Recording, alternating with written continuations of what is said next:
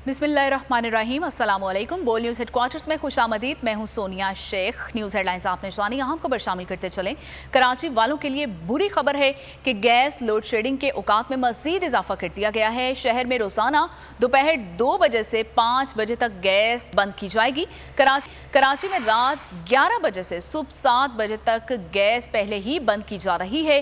शहरी मजमूई तौर 11 घंटे तक गैस की फराहमी से महरूम रहेंगे और सुई सदरन गैस कंपनी के मुताबिक 200 MMCFD गैस की कमी का सामना है। निज़ाम में गैस फराहमी बेहतर होते ही दोपहर के औकात में लोड शेडिंग खत्म हो जाएगी। तो आपको बताते चलें कि कराची में गैस लोड शेडिंग के औकात कार में मजीद इजाफा कर दिया गया है, जिसमें शहर में रोजाना दोपहर 2 बजे से 5 बजे तक गैस बंद रहेगी और कराची में रात 11 बजे से सुबह 7 बजे तक भी गैस की फराहमी मुअत्तल रहेगी। शहरी मजमूई तौर पर 11 घंटे तक गैस की फराहमी से महरूम रहेंगे। सुई सुदरन गैस कंपनी के मुताबिक 200 MMCFD गैस की कमी का सामना है और निज़ाम में गैस फराहमी बेहतर होते ही दोपहर के औकात में लोड शेडिंग खत्म हो जाएगी।